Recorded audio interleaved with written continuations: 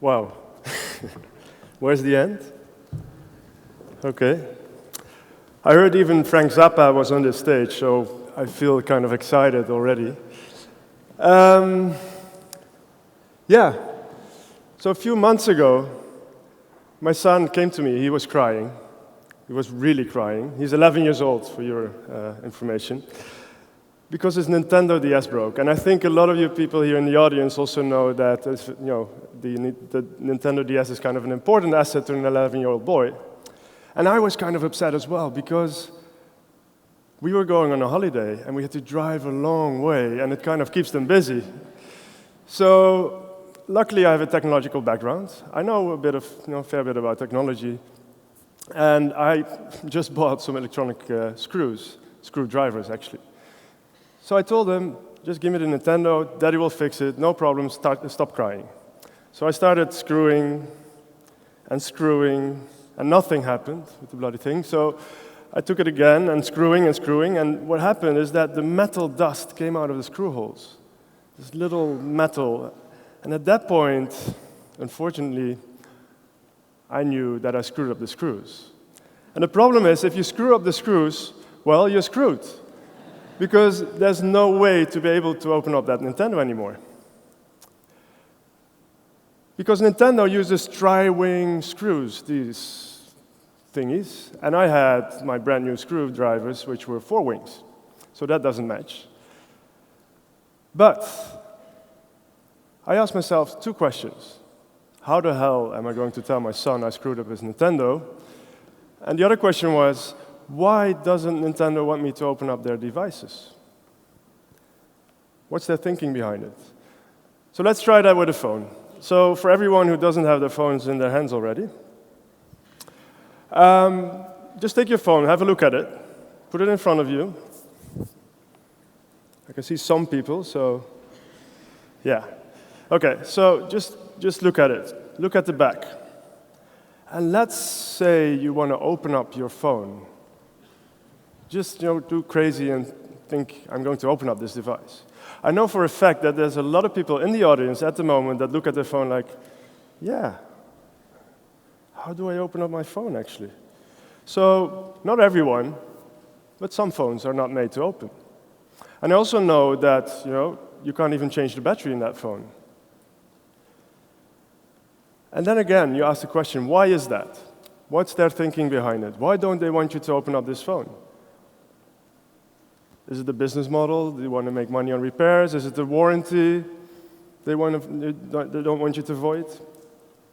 Well, I don't know, but what I do know that I think it's not fair, because I think if you can't open it, you don't own it. And ownership, to me, is about being able to take responsibility.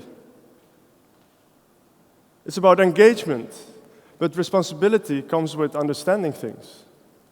And I think opening up something is the first step towards understanding something. And I'm not saying that you should get your screwdrivers now and start screwing up your own phone. I'm actually talking about asking the right questions. Because how much do we know about our phone? Where is it made? Where does it come from? Who made it? Where does it end up if we don't use it anymore? So why is it important to ask these questions? Because there's so much more to a phone than the stuff you can see. So let's start opening up our phone. Meet our tiny friend. This is a very, very small component in your phone.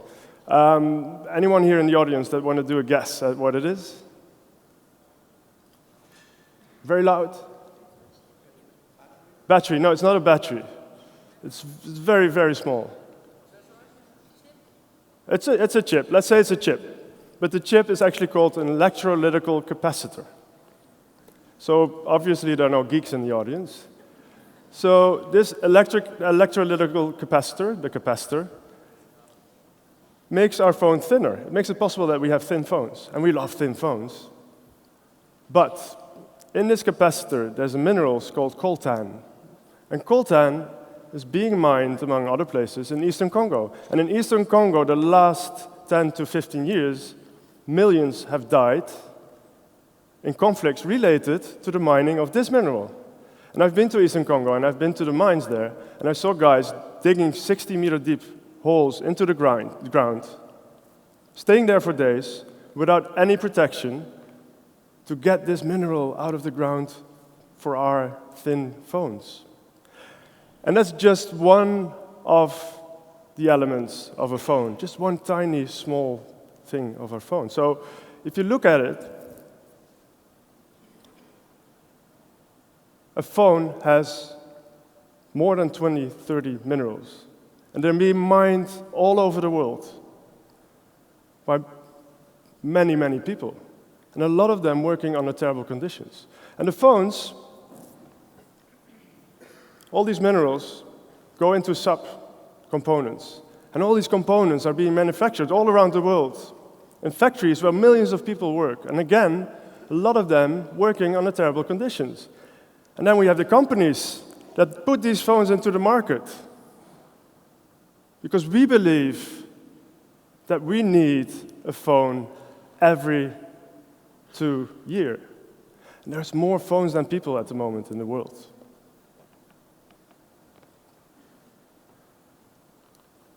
So when we don't use our phones anymore, they end up somewhere in a dump around the world, and they don't have places to recycle it. So they have kids taking them apart to get the minerals back into the system again. And we all know by now that even, and we've touched upon that many times already, even the Secret Service is part of our ecosystem of the phone. So how fair is that? If you look at it, and I just go back to the whole image, if you look at it, this image shows the full complexity of our economy. An economy that has become invisible to us. An economy that connects us all, but lost its human values. So I'm a maker. That means I design stuff, I make stuff. And I believe that through making stuff, I can actually change systems. So a few years back, we started this project called Fairphone, and we were thinking about setting up a campaign around conflict minerals. And we thought, if we set up a campaign, what's the alternative? You have green energy, you have fair trade clothing, but a phone that puts social values first doesn't exist. So we were naive, strategically naive, I'd call it, but we said, why not make that phone ourselves? And why? Because if you make something yourself, and something as complex as a phone, we can actually open up the systems, understand what's behind it, and if you understand things, you can change things. And you can improve things. So through the phone, we were going to improve the system, and people said, no, it's impossible. It's not possible to make something as complex as a phone with a bunch of people. And that made it even more interesting, because if you say impossible, I think, great, let's do it. So we went to Congo, and we went there to find out that there's no such thing as a fair mine. We went to China to find out that there's no such thing as a fair factory. But what we did find out is that there are a lot of initiatives already working on improvements in the supply chain. And what if we put those improvements into the phone and make it a best practice? And we also saw that if you ask the right questions, that there's, people give the right answers, and that you can actually change things. So we also got questions about the phones, and people said, yeah, so you're saying you're going to make this phone, so when can I buy it? When is it on the market? And we didn't really think about that. But we said, well, if we're going to sell 5,000 phones, we're going to do it. And we sold 10,000 phones in 3 weeks. And that was really scary, because that was 10,000 people that bought a phone that didn't exist from a company that never made a phone before. So,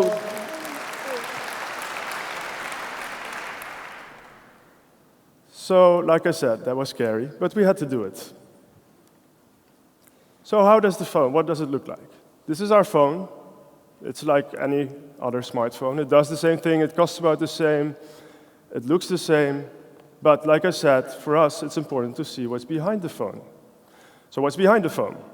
Well, we'd like to think that we bring back phone production to human proportions. So this is the conflict-free solder paste, which is sitting in Steve's fridge.